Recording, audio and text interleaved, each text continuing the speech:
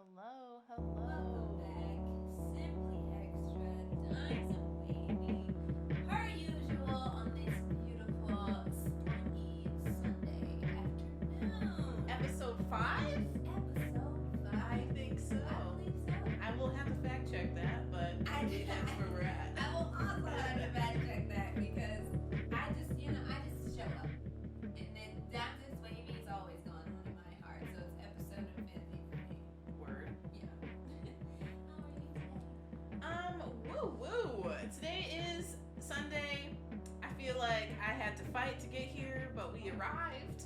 You know what? We arrived. That's factual. Yeah. It's been a journey. It's been a journey. We have made it to the Lord's Day, y'all. Some roses for me this week was I heard back from a job I was applying to, and then got round 2 for interviews, and I was like, I'm not even surprised. Did spend $200 on a swimsuit, and I will get more into that in the conversation Later. today when we talk about body image and just like what we're doing, how we are, pulse check. That was probably a little over the top. Got that stimulus check, and I was like, take it all. Also, don't really have any thorns this week. Look I at us. mean, besides waking up really late all week, I mean, it was a week off for me, but I would say it's only a thorn because literally starting tomorrow, I have to get up super early, earlier than I was getting up for my previous job. So I probably didn't prepare my body too well for that. My rose was, oh my god, I got to deep clean my apartment. And that was exceptional for me. Oh my gosh. And I had cheesecake. So that's a rose. That was a total rose. Was the cheesecake from Cheesecake Factory? Cheesecake Factory. Yeah. That was definitely a rose for me as Hell yeah. well. Haven't had a good piece of cheesecake in a very long time. So shout out to that. Oh my gosh. Cheesecake Factory forever doing their thing. That wait is a little long, but you know, sometimes it's worth it. Is it? It is worth it. I've never been because I just sit that line and I'm like, I'm good. You know, we should do that one day. We should have a Dimes X Wavy Cheesecake Factory day. We'll just get up early as shit and be there, put our names on a list, walk around the mall. Come back 6 hours later. Yeah, and then do that. Because with my family, it's not happening. I would love to go on a shopping trip with you, honestly, because you've been. So you had the eye on those Chuck leopard pants, and I'm like, listen, those kind of stuff, the vintage things, they find me. So, Honestly, because when I went to that store, I did not find any of the pants that I Yeah. wanted. I did find a cute pair though. And luckily I have friends who know how to mend clothes because there was a hole in them, but they were cheap. So I Okay. tried to make Akira is cheap as fuck. They just have fun, like little party clothes. You're like, ooh, I'll They're wear this very one cute. day. It was packed though. I was like, adios mio. But Secret's out. it's alright, girl, because I got them. I even got me a little skirt. I got me some shorts too. Because I'm like, you know what? I've been working out. Yes, Y'all gonna see you these have. quads. Y'all gonna see these hamstrings. And I'm not gonna be ashamed. And which moves us into that discussion of body image. confidence. But we're gonna touch on that later. Anyways. So yeah, we've been talking about this a lot, probably just because it's quarantine. We've been like, when are we gonna do the body image episode? You've been doing some transformation work. I've been also trying to I'm not trying to transform, I'm just trying to get back to what a couple year ago, get back to that.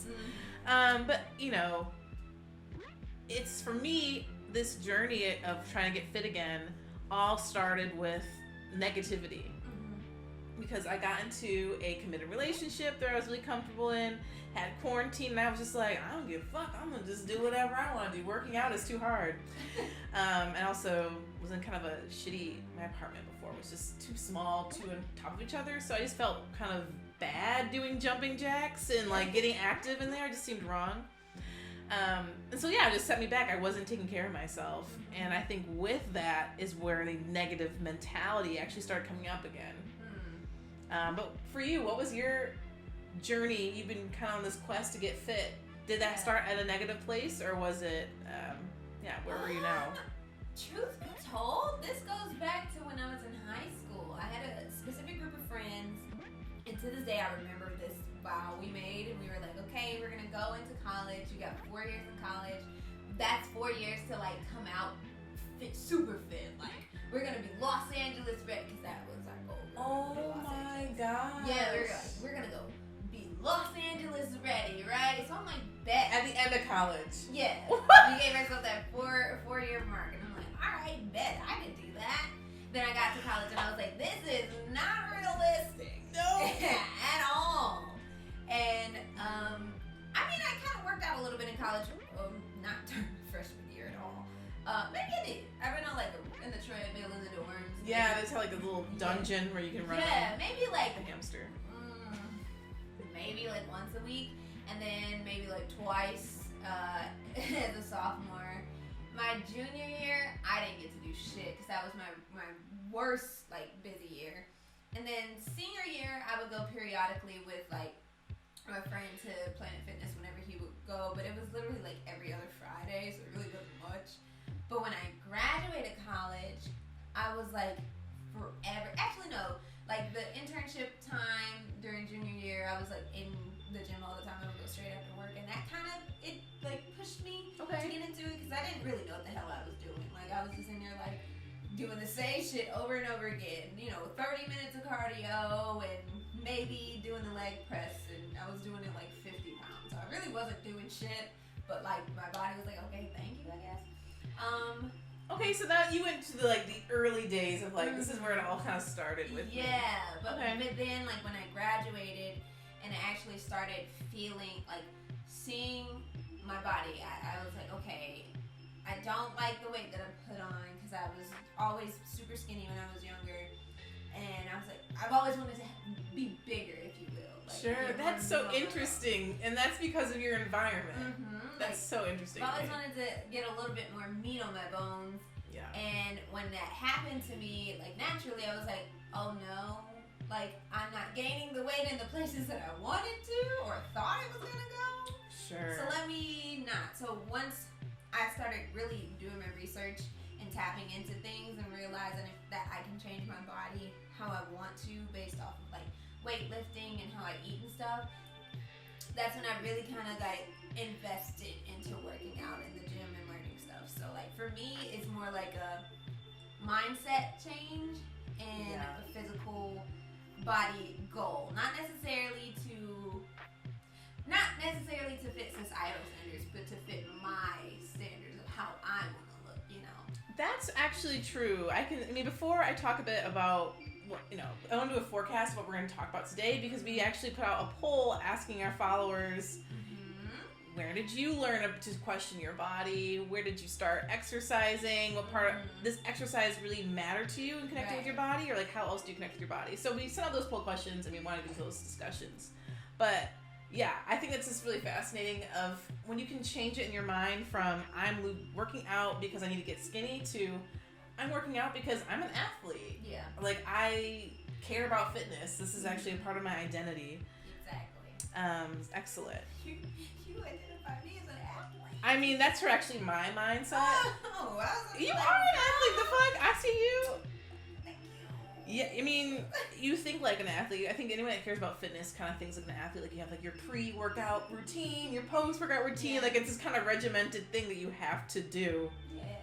For whatever reason. Definitely. I wanted to pull up these poll questions. Maybe what we can do is just go off one by one. Yeah, I was going to say, do you want to just do one and I'll do one? We both separately did them. Yes. I did one on my main Instagram. I did a few. We posted a few on the Sometimes Art House Instagram as well. And your responses have been very interesting. And Love them. we wanted to go into them and have discussions about them because we're not the only ones that feel this way. And we knew that you guys would have some very juicy conversations for us. Juicy. So, why not? So, is this what I want?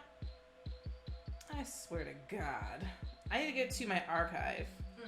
I took screenshots because I'm just lazy and I don't know anything about technology. I wanted to hide. Thank you. Okay, so one of the first questions I asked was in the past 6 months, have you gone on a calorie restrictive diet or an intense detox?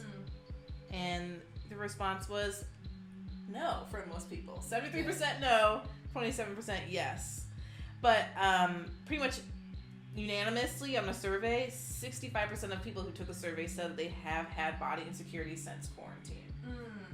And that's kind of the attitude that I saw through a lot of the poll questions. It's like, that was a feeling, but no one really knows what to do about it other than just aggressively diet, or I would like to talk about coping strategies at the end of this for sure, but that was kind of the consensus that I saw from folks is definitely seeing how quarantine has impacted their bodies. Mine was more of a general question, not necessarily quarantine based. Okay. But mine was, have you ever dealt with body image issues? And a whopping 93% Jesus said yes, and 7% said no.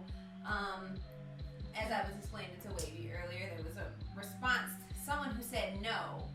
I was very taken aback by that. Not because it's like, how dare this person think highly of themselves, but it was more like I knew that person personally and throughout high school, and I followed her on social media. You did some stalking. And no, it literally wasn't even stalking. It was like every post that you're scrolling, it's like body image issues, crying for help, like you don't love me because I'm bigger, or you don't do this, you don't do that, and it's like, that's body image. But I didn't want to go into detail or like call her out or anything, but I mean, so maybe we can just say that everybody, I mean, we were talking about this before too, like just skinny shaming is a thing, because even if you're thin, you can be insecure about your body. Even because you're male, you can be insecure about your body. That's kind of been an opening for me in the past, like 4 or 5 years, realizing how the men in my life are insecure about their bodies just as well. And even how, like, my body in certain situations to make them insecure. It's just like, wait, no. How am I causing you to be insecure? Yeah, it's crazy. Yeah. It's just environmental strategy. So another question we asked was, let's see if I can pull this up. Do you feel like big labels, big as in popular, like Forever 21, Zara, and Fashion Nova, who do have plus size, that they're actually expanding their plus size representation? I was really surprised by this. We actually got, well, let's see, 79% of people said no, 21% said yes. I would have said yes. I feel like I could have we threw Fenty up here as well as another brand that's maybe expanding their plus sizes. But people aren't feeling that way. And so I did some digging, asking folks, like, what do you mean by these brands, like, not being more expansive? And one of the biggest concerns or complaints is that people are different sizes at different places. So even if people are expanding their plus size wear, they don't need it at one store, and then when they find an item that they like, but like the fit's weird, they wish they would have it in plus size.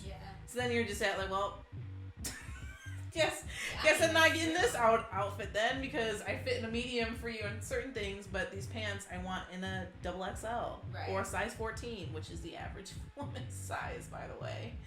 That can honestly, it happens in the same store too, because I've bought multiple, it's not the same store, but like Gymshark, it's an exercise brand. There's some of their bottoms, like their shorts, I'm in a medium, but then in some of their workout pants, I'm in like small. I'm like, how is this even how is this, how? My hip ain't changing, you know?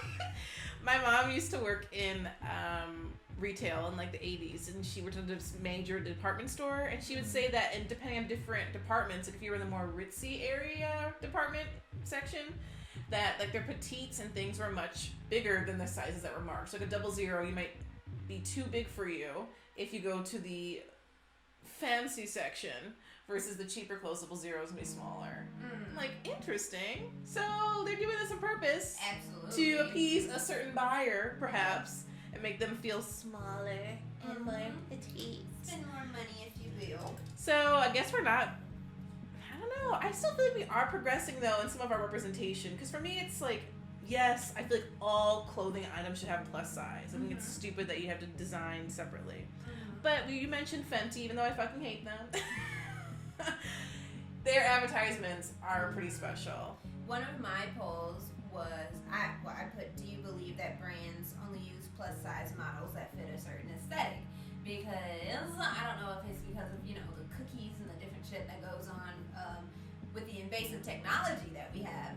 Most of the ads that I see are more so marketed plus size as like women who have very large boobs and like a thin waist and big hips and a big butt, and that's considered plus size because they're not in a small, it's a large. So the responses to that were either unanimously yes, or one of our responses from our viewer Ashley, she said that she thinks that it's performative body positivity, and I agree. The ads are For the models that they use. So they're like, yeah, we totally got plus size, but when you look at them, you're like, well, that's not plus size for me. Like, right, because plus size, it's complicated, because what we're seeing now are these extra small waists, or I'm like, well, that just makes you not. Yeah, so it's like. Are you plus size if you're a 30 around the waist? I don't know. There's a lot that's going on. So it's more performative. Like, yeah, we're super inclusive, but like you're only including a certain body type. But you're putting it under the category of, plus size. So yeah, as you can see with Fenty, they have many. Are we not? No. Sorry. We're gonna share the screen. When you see models, I feel like you need to be model because there's so many different body types. You can literally just walk out of the store, like into a store right now, you're gonna see 15 different people with 15 different body shapes. Yeah, which I feel like they're doing a good job just alone in this one moment. I do get the ads can be a little too much where I'm like, all right, I like seeing the big titties and whatnot, but I'm on Facebook at work. Please chill. Yeah, they can be a little too much, but they're working on it. It is better than Fashion Nova. I will give them that because that is a fucking racket. Dude, those models. I'm sure. Do we have Fashion Nova? Oh, we sure can. Oh, why? In the chat, is Fashion Nova cool? Or can we cancel them? I've never ordered from them, so I wouldn't even know. Don't do it. I have zero want to do that either, so. Oh boy. Yeah, Fashion Nova, I mean, it's like one of the most popular brands. I think their models are very I mean, this is kind of typical for them, actually. Okay. Yeah. I'm Again, feeling I'm seeing it. a lot of big boobs, big hips kind of representation, but not necessarily. What I liked about Fenty, though, is that you saw the stomachs. They're like, this is how it looks. I mean, granted, it's more lingerie, but you see. Okay, I'm liking this one. This looks like untouched, like. Yes. It's unfortunate this is considered plus size. I feel like she's not at all. What? And the gag of the matter, like this is kind of wild to me too. Sometimes I'm like, I feel like you're wearing a waist trainer, but it's just wild to me that this is even considered plus size though, because I'm like, this is what I see normal women all the time. This is just what a grown woman looks like. Yeah. It's so, and the fact that it has to be advertised and celebrated. Yeah. It's gross. And it's crazy to just be like, hi, dry cooling. We're celebrating, like, why are you celebrating? Well, I mean, it's great to celebrate all bodies at all times, but you really shouldn't get praise for literally having clothes that fit everyone. That should be the standard of society. This is crazy. So, like, I think I saw this image in plus size. I wonder if they have it extra large limit. Yeah. But I just saw an outfit that was basically this on their plus size, on their curve. I love that wicker chair. Totally off topic, but Yeah, I feel like it's kind of like a Black Power moment too, but I'm like, but are you guys aware of what you're doing or no? Why is I can't get out of here. Advertisement that you see, it just pops up like. Okay, but her body type is what I'm most seeing in Fashion Nova. It's just like the bottom is normal. Yes, it should. But then the ratio is it's a little extreme. I think plus size is normal. You're right. Why is it? Yeah, it's just whatever. Everybody knows this. So let's go back to this poll, eh? Yeah. LOL. So is it performative? I would say it feels like it because you go on here. Why is curve its own section? And it's so. What I want to talk about now too is a little bit about how environment can impact your body, because I think what Fashion Nova is doing, even though they have a lot of like white models, but well, I would see Fashion Nova. What I liked when I first started learning about them is that they would see like more mixed models, and you would see these different body types. I'm like, they look like the girls. Ethnically ambiguous facial makeup and lips. Yeah, like they look like grown girls you might see even at high school, where it's like they really are grown, but they're like only 16 and 17, but like, they got it going on. Mm-hmm. That was in blacker areas. Mm-hmm. In my high school, this was not a body type that was really celebrated openly. Mm-hmm. I would say, like, if there were girls who are curvy, they were probably made to feel. We had a really strict dress code too, so if you had anything hanging out, you would be shamed for it by your teacher, and it was just commonplace. Like, that's funny because I grew up in a predominantly black school, and we had to have uniforms. So, okay. We all had to wear like this collared shirts and khaki black pants or whatever. And they're like, this is because people don't like get bullied or feel left out, but it's definitely because I feel like I was explaining to you earlier, like when I hit puberty or the girls around me hit puberty, they have the boobs, the hips, the ass, and it's like, for me, I was like, oh yeah, I need to look like that, like I need some of that to happen to me. And women were not necessarily shamed, but we were definitely made sure to have that covered up during school hours. And it's like, are you making sure that's covered up because of, economics? Yeah. Or is it because these teachers are looking down these girls' shirts? Yeah, and so that's funny. But that was such a norm in our school that no one was like slut shamed or anything for having titties or ass. But like where you were saying, you definitely, like, you would have teachers in class call you out, being like, so-and-so, pull your shirt up, please. Please pull your shirt up. And now, wasn't even looking at her chest, but now we're all looking. Draw attention to it. Yes. Okay, let's see in the comments. Yes, drawing cooling. I'm thinking about how corporations hopped on Pride Month.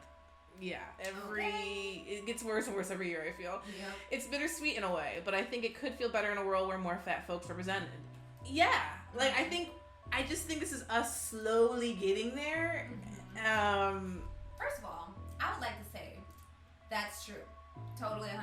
It's so sickening to see like big ass corporations like Nike, like Pride Month, rainbow, and then July 1st, and it's like, okay, back to normal. Yeah, back to beer. There's a site actually called Babes and Felines that's actually marketed to curvier women, and you have to go, you got to search for the smalls. I've supported them. Very great brand. Okay. Clothes, by the way.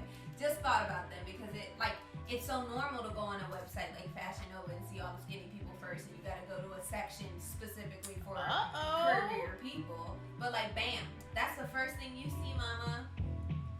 The future is female. And like, they're a very good brand.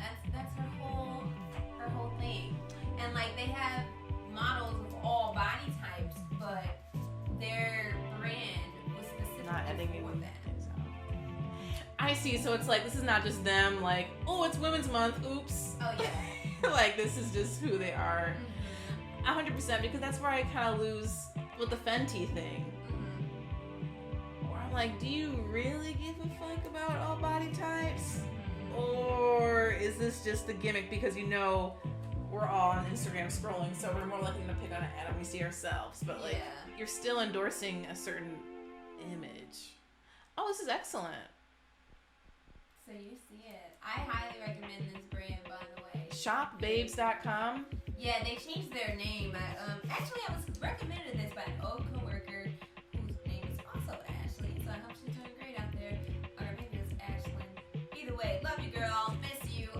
She recommended me this because she lost a lot of weight, and she was talking about her leggings and how she felt like the leggings really catered to her body type because she was complaining about like having extra skin, which is something that people who do lose a lot of weight face. And she said that was pretty much the only brand that she felt comfortable in. And she was like, well, that's not marketed to just plus size women or anything like that. They have all these different sizes. It's just the first image. Yeah, like, I love that. So yeah, I totally recommend them, y'all. And their clothes are so cute. Love. Very cute. In fact, on our previous episode, the red for Valentine's Day, that was them. Their little body still. We didn't know. This is not sponsored. I would love for that. It's not too good, yeah. It's not sponsored. Okay, but I love that we could do a little plug for them. I mean, though, not that we're gonna make any money on it, but that's enough. Owned by a woman of color too, also. So. Yeah, that's excellent. I think. So for me, where environment became kind of like a traumatic thing, maybe you can speak on this as well. But I know. Yeah, so growing up, I think I was like 5 or 6 years old, where I got in a fight with my mom about wearing a spaghetti strap shirt and shorts to kindergarten. They were matched. I think like my grandma or someone got them to me, and we were fighting about it. And I won, as I do. It was my birthday, and I wanted to wear the little outfit. And remember, my mom dropped me off, and she was driving by, and she was like, "All right, heifer."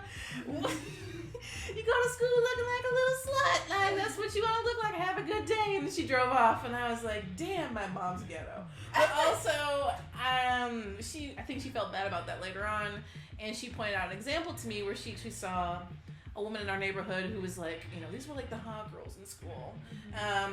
But one of the sisters was a little bit chunkier than the other. And she told me that one day she was out for a walk, and she saw the mom being like, yelling at her daughter, "Walk that fat ass off," and like yelling at. Like, this is in my bougie neighborhood. Yeah. Why women talk like this? So it's not just a ghetto thing, I guess, to kind of chastise your young daughter for what they're wearing. But I don't know why that woman did it. I know why my mom did it growing up is because, again, like, I was 3rd grade, I was already wearing a bra. Like, I was just a bit more developed than my students or than my classmates, and so my parents were just scared. Like, they were truly afraid of me going places, and dressing like my friends dressed because people weren't going to see me as a young person. They were going to think I'm older, and I think that's still kind of sat in my mind in ways. Like, even now as an adult woman, I'm still feel like I have to protect this little girl from getting looked at, from being judged. Definitely. I can definitely attest to that. You had the flip. Yeah. I was explaining to Wavy earlier, I grew up in a very, predominantly black community, so everyone around me were very curvy and, very voluptuous young women and older women. So I was just like, and I was always thick, skinny growing up. I'm like, can't wait for those hormones to kick in. Like, I'm trying to be thick out here, like trying to look like my sisters. And when I hit puberty, I just looked like a capital P. I was nothing but all tit, nothing skinny, like long back, and it was nothing going on there. And then when I got on birth control, I gained a lot of hormonal weight, and early development gang. I gained a lot of weight, and I've never in my life had people. I've had people tell me I was too skinny my whole life. Oh, like, you're a bone, blah blah blah. But I was so used to that. But I was not used to people, and people are bold with this. Like, when you gain weight, specifically women, people have zero hesitation in letting you know. Yeah. And people will come up to me and be like just the comments, like, "Ooh, you getting big," or "Ooh, you been eating a little more," or and I've even had people at school come up to me and was like, "Yeah, honey, you've been gaining a lot of weight. Like, are you pregnant, or are you going through something?" And I'm like, just And then they're not saying it in a negative way? Yeah, no. I mean, to me, there's no non-negative way you can tell somebody, like, that their body's changing, Exactly. But for me, it was such a shock that I think that honestly initiated the whole plan in high school to get super fit and be California ready. By the time I was graduated, totally did not happen. But for that, because I had never been so shocked and I was not prepared for that. Like, my whole life, and then, like, it became so useful. Like, my mom would, like, point it out, or, like, my sister. And women don't really, we know. But it's just such a natural reaction for us to just criticize our image to each other. And it's just so harmful. So I think having that, and even now, like, that sticks with me. Like, I would be weighing my options. Like, should I get back on birth control? But if I do that, I'm going to gain all this weight again. Or, and it's like, should I pick my fucking health first? Or worried about, what people are going to say if I gain weight, or how I'm going to feel. So that definitely sparked something in my health journey as well, and subconsciously. And it's like, even me thinking about it to this day, it's definitely sitting in that cranium of mine. It's going to be in the back of my mind every So, yeah. On that note, I feel like this could be maybe a time I share a story that someone sent to us. Not the one I was talking about earlier today. Okay. Because we do want to talk about women's health, because what Diamond just mentioned about making choices that go against our own health, but to prioritize our body image, I think that's going to be our entire next episode. Yeah, because honestly. there seems to be some real issues where women's bodies are just, we just don't know shit about them other than how they look. Honestly. Like in the medical profession, that seems to be a problem. So that'll be next week. But this is a message we got from someone sent anonymously saying that at the beginning of the pandemic, so about a year ago, that they started doing those Chloe Ting workouts. If you're in the chat, you've done Chloe Ting, let us know. And they seriously cut down on just eating in general. Oh. They said they didn't care about what it was, just not eating. Yes, basically home. Yes. So in a nutshell, this last year was the first time in my life diet exercise plan that worked for me. And I think it was because of the state of the world. It was, for me at least, the setting I needed to close all distractions. Okay. So isolation, yeah, it's environment, not seeing everybody, the norm that you compare yourself to. I also had just started horseback riding lessons again at the barn I rode at as a kid, so my passion wasn't just to lose weight, but was also to improve my riding ability as fast as possible. I was hard on myself. I wasn't always as kind as I should have been to myself during that time. There would be workout days where I would cry from the self-hatred and frustration and disappointment. I had to relearn what it felt like to actually be... Oops. Where would it go? To actually be hungry, because I had lost connection with that. I see. So, okay, this is good. What we kind of talk about is exercise the best way to get reconnected with your body, because we talked about all of the outside influences and the pressures to make us be a thing. How do we just listen to our body and know, like, this way is what I'm good with. Yeah. This is what my body is comfortable with being. So in that example, they lost 30 pounds, got to their goal weight, but kind of, while their outward appearance is looking good, they've actually distanced themselves from their actual body. Yeah. I think I can relate to that. The thinnest I've ever been was I was also the busiest. I was basically lost all social life. I was just working, and then my social choices were very unhealthy. Yeah. Because they were there to like serve other things. I can definitely see that, where the less connected you are to your body, and you're just not listening to I am hungry, I am tired.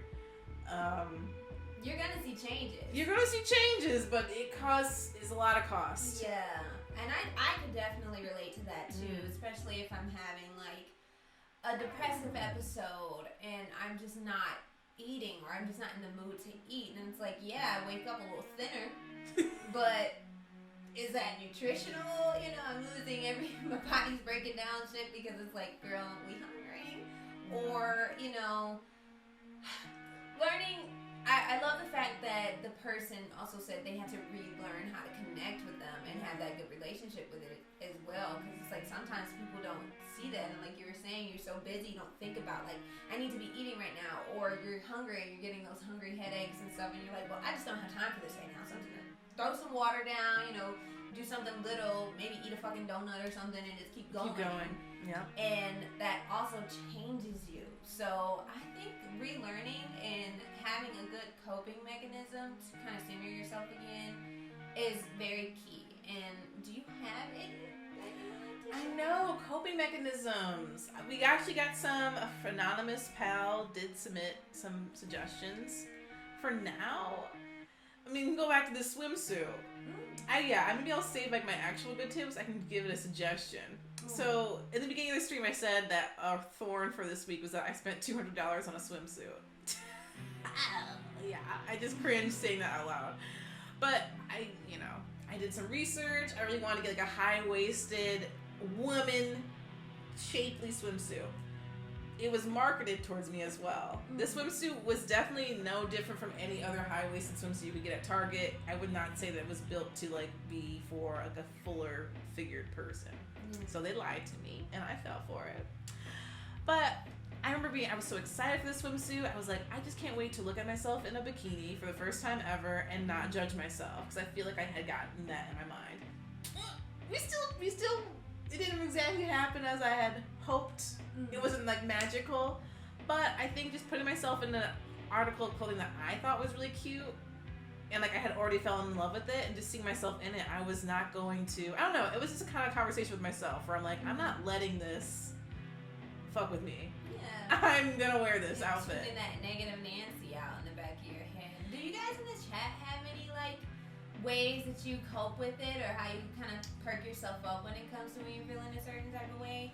For me, I think we were touching on that too. Like I bought a swimsuit that my friend actually made, and it's very, you know, revealing.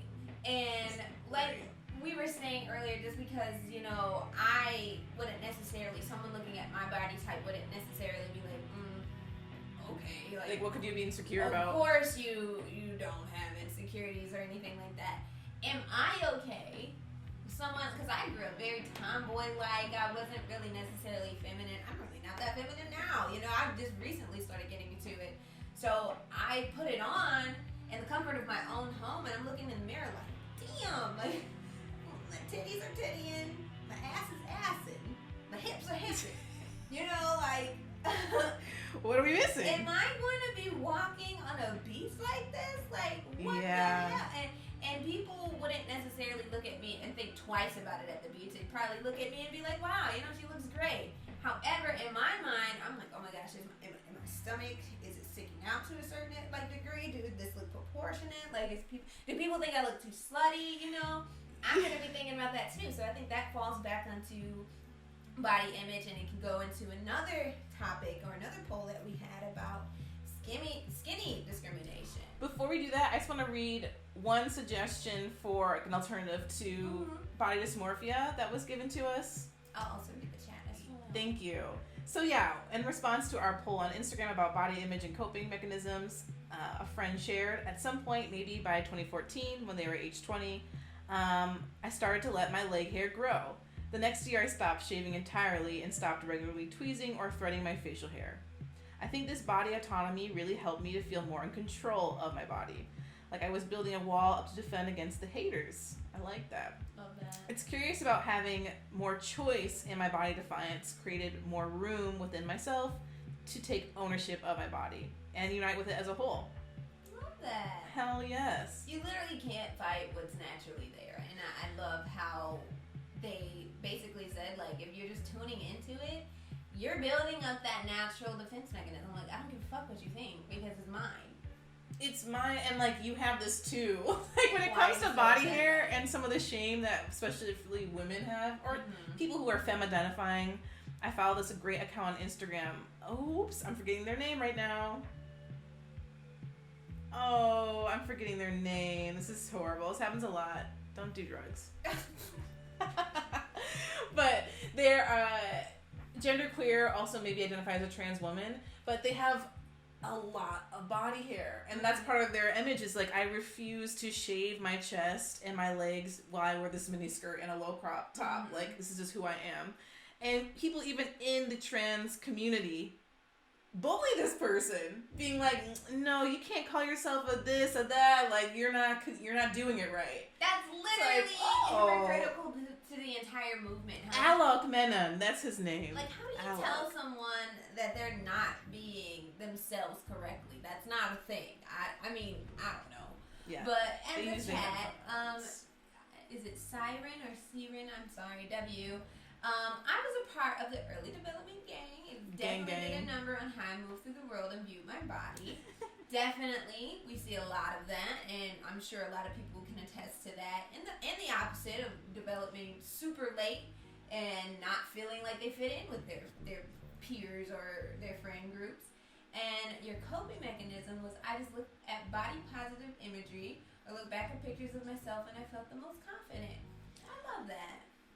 So can you drop some links of like body positive accounts? Because the only ones I can find are blonde white women. No offense, but I just know that, you know, I need to see something different. Yeah. So if you have any body positive accounts, would love to see them in the chat. Yeah, and I think no, you're good. That conversation the other day too. Like, I follow a lot of like fitness people on Instagram and stuff, and like their body positivity is pretty much like them showing their abs, they're flexing like their abs, and then them relaxing, and it's just a normal skinny stomach, and they're like, see, I have image issues too. This is what a bloated belly looks like. But here's the thing about that though, like, am I a hypocrite for literally looking at them and being like, the fuck, like, you know? Because who's to say that they don't have body dysmorphia? And hell, I literally in the gym like a week ago. Sometimes I go in there and I'm pumping up and I'm, you know, lifting up my shirt, looking at my abs like, fuck yeah, babies, come through. And then other days I'm like, God fucking damn, like I gotta run 3 more miles just to get back to how I want to. So body dysmorphia can hit you at any time.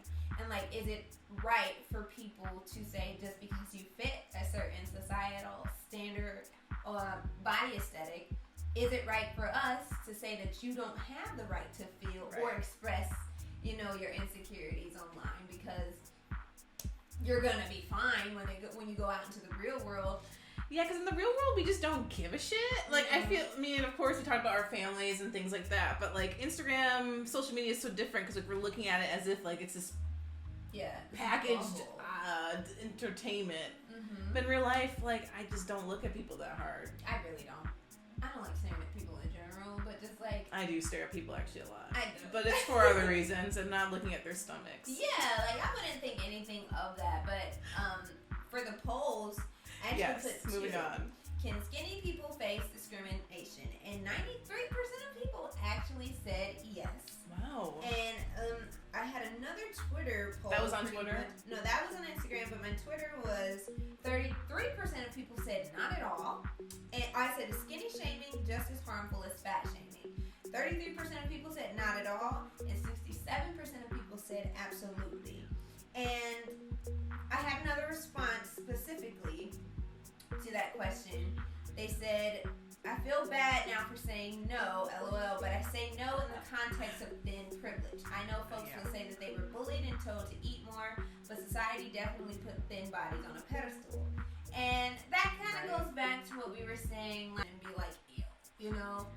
But with I mean, some people do. Too. I don't know. Everyone has their preference. But it's more common for you to be out in a normal setting and somebody looking at a fat person and going, ew, they're so fat, or something like that.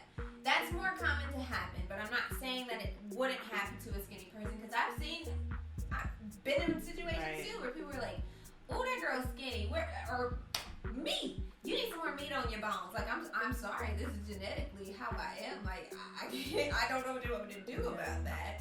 And the same thing goes for someone who's fat. Like, maybe I've just been naturally larger my whole life. You don't know what's going on with me. And just because I'm fatter doesn't mean that I'm not necessarily fitter than the skinny person you're looking at. Or I'm not necessarily healthier. Or, you know, people don't... There's so much to take into account when it comes to this.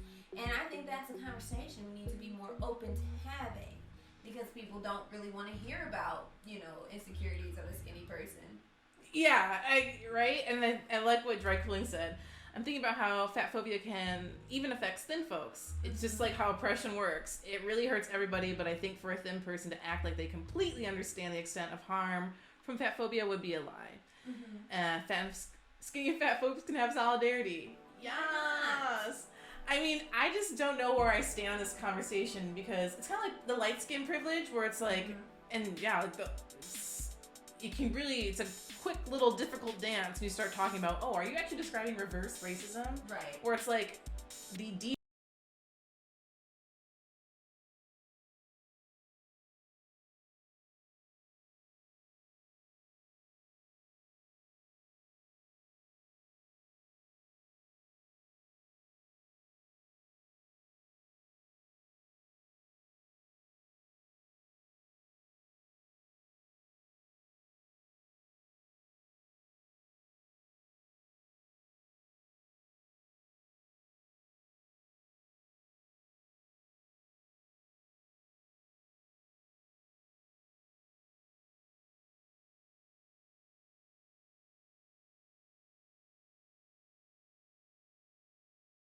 default culture, or like the pervasive in like Western beauty standards, is that, you know, white is right.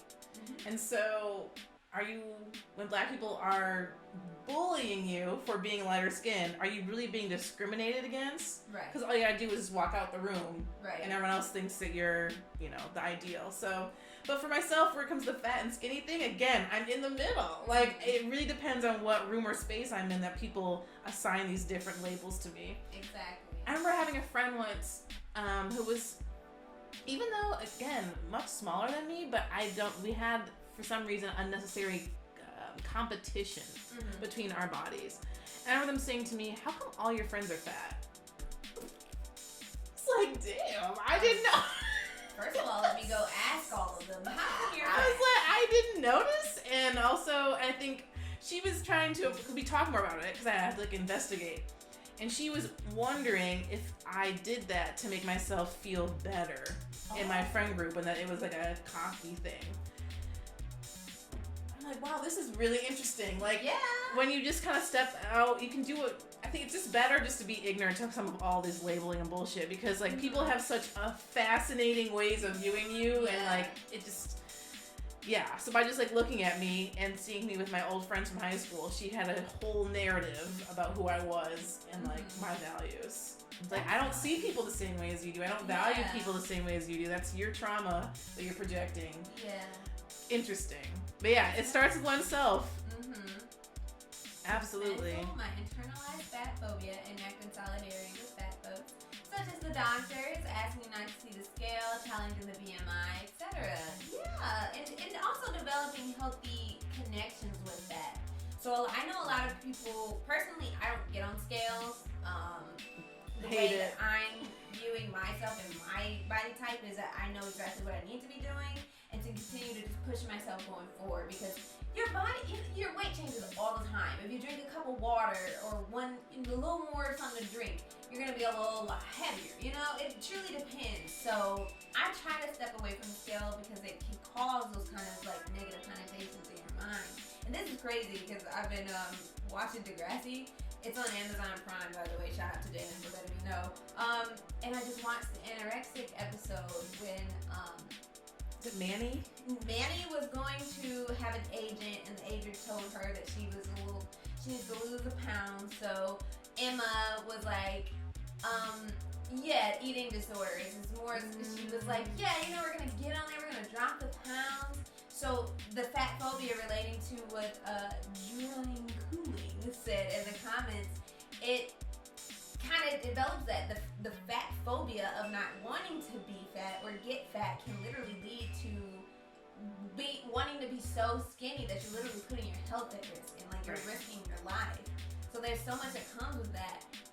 And we need to really learn how to make these personal and healthy connections when it comes to eating and the scales and the doctors and BMI. Like, just fictitious. Like, it's just like the sizes for clothing. Like, you're an extra large and your BMI is this. Like, on what standard? Like, what? And yeah, what you're saying and also what Drying Cooling mentioned just reminds me of one of my favorite submissions that we got with these polls where someone was saying she was having severe pains relating to her period, complaining about this for months to her doctor. Her doctor is, all the doctor can focus on is her BMI and telling her that, well, you're pretty close to being obese, so it's probably related to your diet. And she's like, no, I have fucking tumor the size of a watermelon in my body, right? Or a cyst, sorry.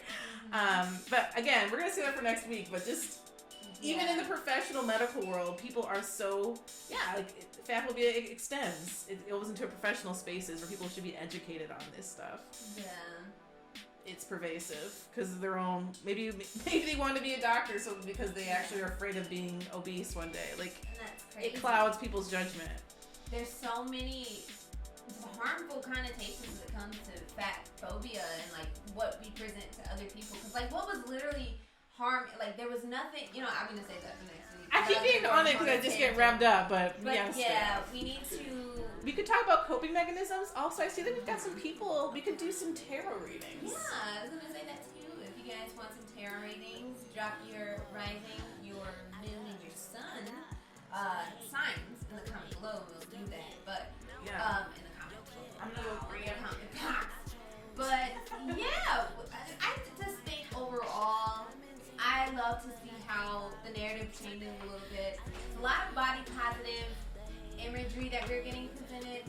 I still think that we have a very long way to go, but it's all about connecting, as Ryan Cooling said, starting within yourself and learning what's working for you, what makes you feel good, and being around, taking your environment, being around people who are positive and are going to support your choices, make sure you're doing them in healthy ways.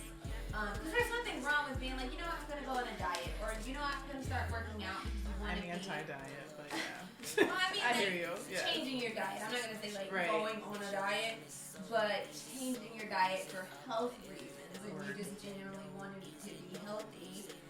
You just got to change your environment, make sure you're around people who are actually supporting you, making sure you're doing it in the correct way, and supporting one another and being there for people. Because, you know, shaming anybody about how they look in general is just a shitty thing to do.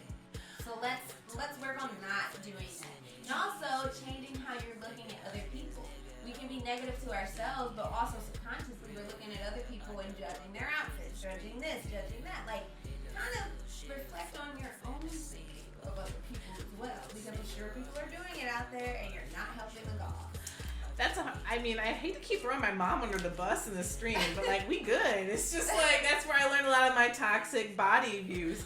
And that's what, that's how I learned how to gossip, was just like talking with her. But a lot of her comments were on girls' bodies. Girls my age, so-and-so shouldn't be wearing all that. And She's showing a little too much. Thing in the black community too. Right. And at the end, like, here she is now, 30 years later, still having body images. Like, it's projection. So, like, totally. When you are commenting on someone's outfit, even if it's just like you don't like what it looks like, it reverberates more on you than that person. And it's okay throwing your mom under the bus, because I'm a dude too. My mom was big on that, and as I got older, I kind of started challenging her on it. Like, are we about to talk about appearance? Because we can do that. Are you ready to take that? And then just seeing how people react to that. So it's like, yeah, you sound terrible right now. Do you want me to do the same thing to you because you're going to feel terrible afterwards? Like, let's take a moment to, like, think about that for a second. Let's just pause on the negativity. If you got nothing nice to say, I appreciate you guys all being engaged in this conversation. Obviously, we have a certain look about us as well, and that we're talking about a sensitive topic, and so I appreciate people being engaged, getting their voice in here as well. This is important. Exactly. In that way. Again, we're doing tarot readings, so drop your sun sign or even just your birthday, and we can do a fun little quick reading for you before we close out. Would you? Ooh, now. I also need to pull up. We got a great submission through Instagram on like a list of affirmations and coping mechanisms for when they have body insecurity. For me, I need to like understand, like, I'm still trying to get connected with my mind, body, whatever.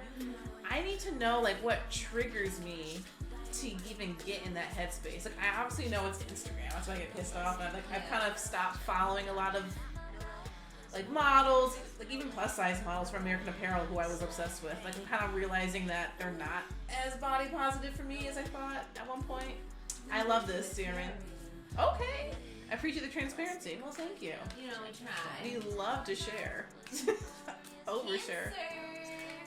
June 27th. Okay, so let's do a general reading for a Cancer. Yes. And going back onto that too, I think for one of my things, a coping mechanism, like if I feel like I just had a shit day at the gym or just didn't like how I look, I have this thing where I'm like, negative thought, let's go ride these rails all the way down to negative town.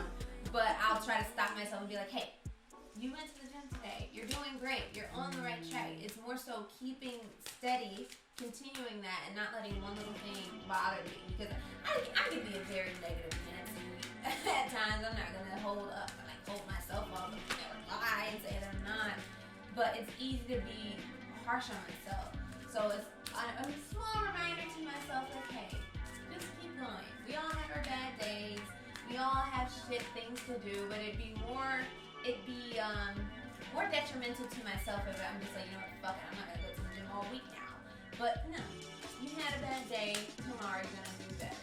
That's just something I remind myself. I love that you said negative Nancy, because in therapy. Again, I think I mentioned this before, but I just think it's so funny that like I've tried to analyze like what is the judgmental part of me? Where does it come from? What does she even look like? And we've nailed it down that she is a, highfalutin white woman in high society. That is who is in my head constantly being like, you sure? You can call her Shannon. Yeah, I actually named her Nancy, so Oh, that's is really it? funny. Oh, she's literally your negative Nancy. like it's just that persona of just like, it could be better. It could be better. I need to consult the internet for this one card here. Well, we've got your cards laid out. I don't know anything about the readings. Every week I say I'm going to learn, and I never do. But we got yours pulled up, Siren. Is that how you say it? Oh my gosh. We've called you 3 different names so far. Please. Siren, Kieran, and something else. So please drag us. Please drag us. Please. But yeah, we got your cards pulled up.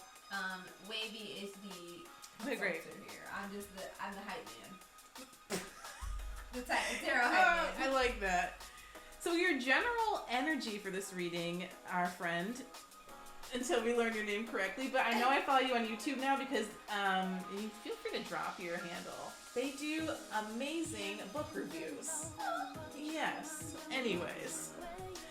Your general energy is the Lovers in reverse. So mostly with reverse cards, it's talking about your internal relationship, your internal conflict. So this is just calling for some more self-love. There may be some misalignment in values or perhaps giving too much love and care in a direction where you should be putting it more into yourself. So this is a good sign. It means that you've got some empathy and love for others.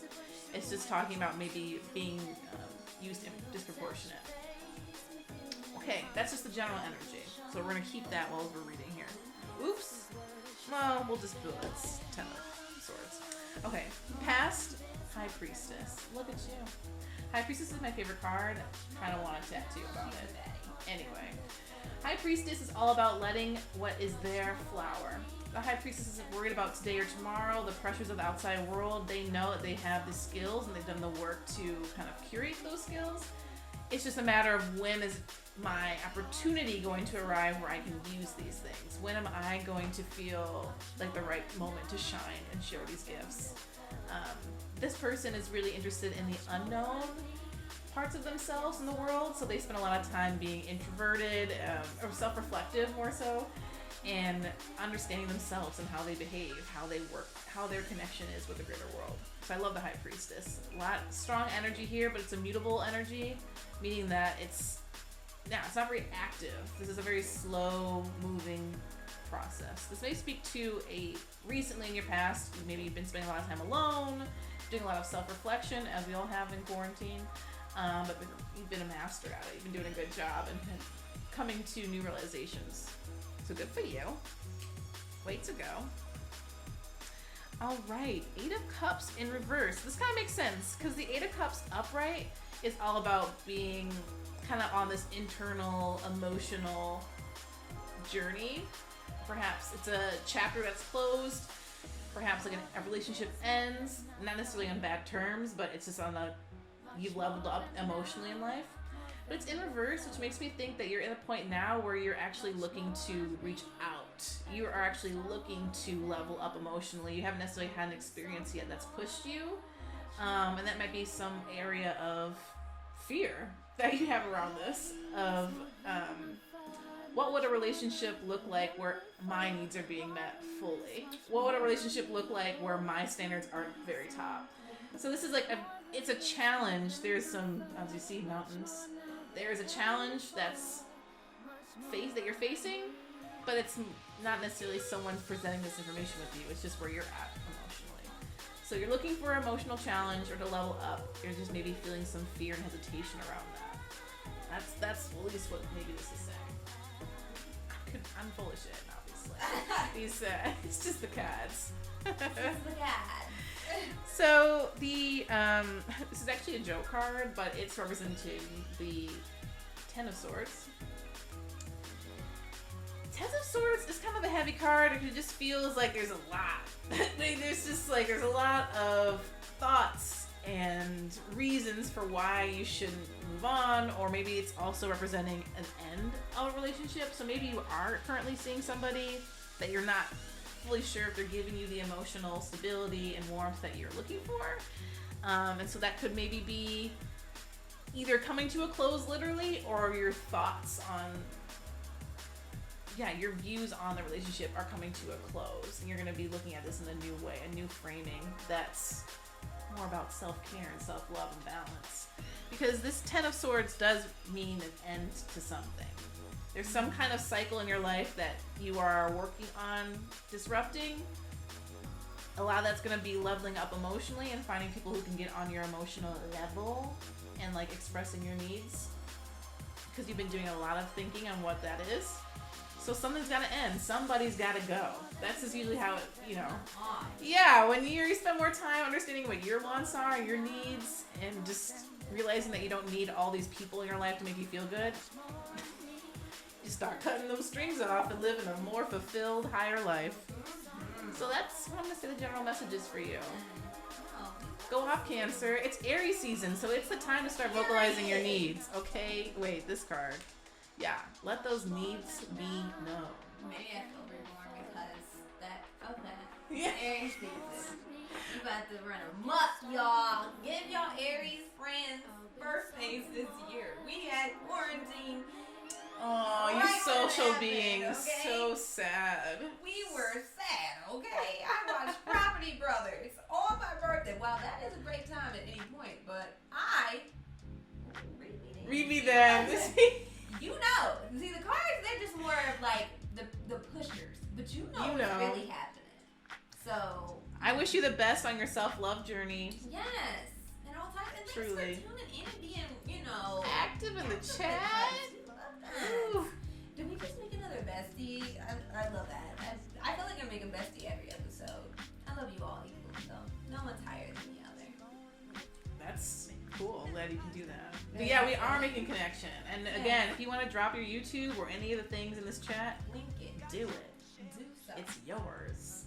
You earned it. We'll be friends. One day we'll meet. IRL. Okay, so we want to end on a positive, which is coping mechanisms for, I don't want to say body dysmorphia because that's a real medical condition. I'm not sure these things are actually going to work, but those moments when you feel like you're just in your head about your body image. What the hell can you do? A very kind, transparent friend of ours recommended one thing that she does is wear lingerie around the house just for them. That scared me at first. That's like not usually what I like to do, No, but not for me. lingerie kind of scares me, but I'm getting over it. Slowly, surely, we're making our way down to the lingerie town. It's just the same mentality of like, that's naughty, but like, yes, bitch, and you're naughty. Go off. Naughty and nice. What's up? So yeah, that's something that they do because they're just talking about how their body is not necessarily one that they see a lot in ads, regardless, even if you were to, similar to myself, where it's like, even though it's considered maybe plus size, you're not seeing it represented. It's like this weird in-between place. And so, yeah, one day she combats that is wearing things that make her feel good. She also then does a deeper analysis of just like, okay, in general, how is my body? Am I thirsty? Haven't drank enough water today? What stressed me today? What could have possibly triggered this thought? Like, just generally, like, how are you doing, sis? I like that. Because I think that's where the biggest issue is. It's a disconnect between your mind and your body. So finding something else. So if you're a visual person, maybe that's wearing lingerie. If you're someone who enjoys being self-reflective, it could just be downloading body information. That's awesome. Let's drink some water. She also recommends, doing a little photo shoot with yourself. And then she likes to write and, like, meditate. That's excellent. You know what? Honestly, I'm with you. Like, I wouldn't necessarily be like, let me go throw on some thigh highs or something, to look at my body. But I love the checking in point. Like, okay, why am I feeling like shit today? Am I hydrated? Did I eat? I used to leave, like, little sticky notes around, too. Like, did you eat enough? Did you drink enough water? I probably need to read that. But that's great. That was a reminder for me. Hell, like, I'm going to do that when I go home. Put that right on there. Like, drink your water. This is some check-in, some introspection. Like, girl, let's get it together. Let's figure out what's wrong. Yeah. Love that. Yeah, it's not my stomach that's wrong. but what is my stomach feeling? Like, am I bloated? Like, maybe there's something I need to expel. Love that. Something that I've been doing, just because I've been sitting at my desk more than ever with work, when I'm starting to feel kind of like disconnected from my body, is to get on my yoga mat. I don't do anything intense type of yoga. I'm not trying to stand on my arms and like, be balancing on one finger. I'm just in child's pose for, I try to do 2 minutes. It's very hard for me to meditate. I think as someone that has a lot of mind thoughts bringing through, but just to be deep breathing, staring at nothing, and trying to think of anything else but my body and just be in it. Yeah. If that makes sense. Like literally listening to parts of your body, not analyzing it from a visual standpoint, but actually tuning in and like listening. Like, okay, if I stand this way or I'm stretching this way, how are my hips responding? That kind of stuff. Which I know. Well done. Look at there. So you're still looking for some coping strategies yourself? Yeah. I have some, but which I shared. But other than that, it's all a journey. You're not gonna get right into it, like wake up today and be like, I feel like shit tomorrow. I am cured. Love myself in every regard. It's a journey, and as long as you're heading down that journey and doing it the correct way and doing it for yourself, that's all that matters. Doing it for yourself is key. Absolutely. So if anyone has any coping strategies, would love to hear them in the chat. We have not done our icon of the day. I like that. Should we just do it? Yeah, well, and then we can roll out? Yeah, let's end on that. Okay. So, I recently learned about this wonderful woman named Sister Rosetta Tharpe, and she is an icon in the rock and roll world. Did not know about this woman until the other day. Someone was kind enough to write an article. Don't know where that article is now. However, we found one for you. Yeah, she was inducted into the Rock and Roll Hall of Fame in 2018. Basically, she was this badass guitar player. She was a gospel singer in around the 1930s. 40s. Yeah, 30s, 40s, and she was pretty much the inspiration for a lot of who we know now are rock icons. Little Richard, Bob Dylan, Johnny Cash, Duke Ellington. Basically, she was fucking that guitar up, like on some Jimi Hendrix on stage doing it. And then one of the quotes in an article that I read was she played the guitar like a man, which is wild to me because it's like, the hell do you do that? But I wonder what year that quote. Yeah, I mean, but clearly the 30s and the 40s. Okay. But yeah, basically she's not really giving her flowers. So recently, people have decided to do so, and I feel like it shouldn't have ended like that, as we talked about earlier.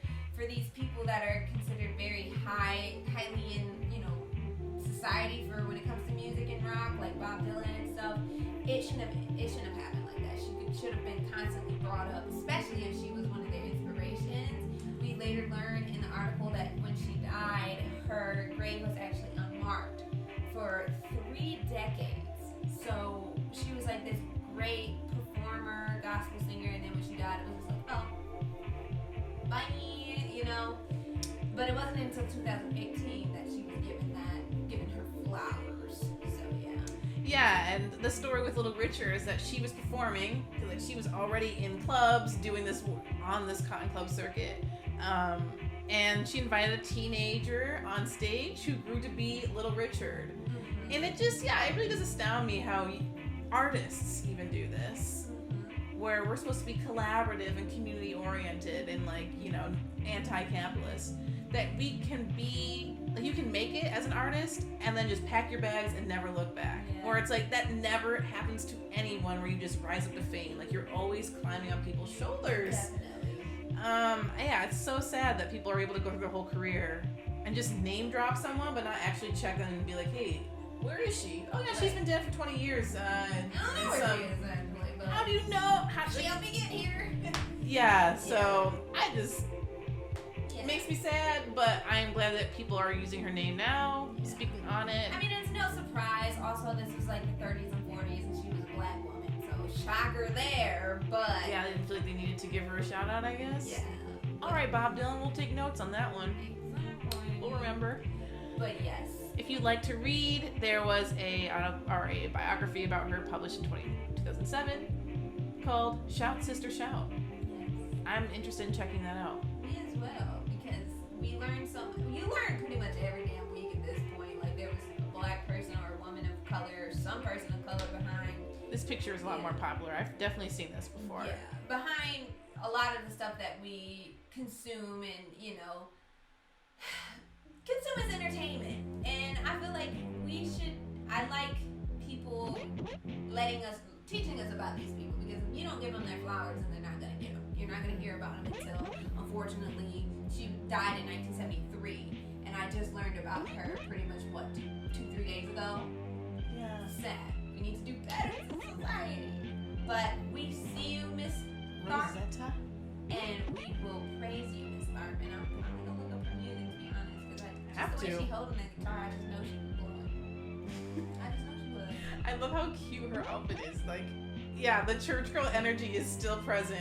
And that's what they mentioned too, like where she kind of fell off in some of her fame and support is that she started collaborating with the Duke Ellingtons, jazz and rock musicians. So people who knew her through the gospel community were like, there she goes, we've lost her. So Because at the time, jazz was raunchy. That's what they considered the devil's music. Yeah. But Miss Tharp said, I can do whatever I want. I'm gonna play we music. got layers, honey. I can praise Jesus and fuck these guitar strings up at the same time now. Jesus gave me this gift, I'm gonna use it. Thank you. But yeah. We always end on goals for next week. I'd say my goal is, since I'm starting a new job tomorrow, to just go in there, open mindset, no expectations, just try to wake up on time and get there on time. Yeah. And go from there. Just try to be positive about things. My goal for next week is also, I'm gonna say it's work related too. I probably am just doing it because you just said work. But I have a website that I need to finish, and it's been this huge project that has this big scary face on it for me. And I'm like, no, next week we're getting it done. Regardless if it doesn't look cute, I don't care anymore. Nope. It just needs to go live.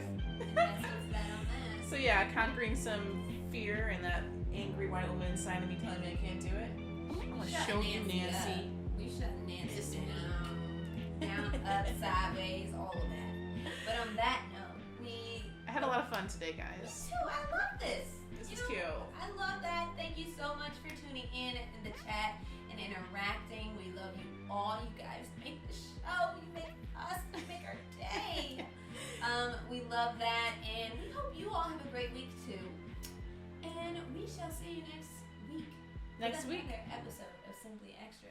I am Dimes, I'm Wavy. and we shall see you next Sunday. Bye. We'll be on YouTube. Bye.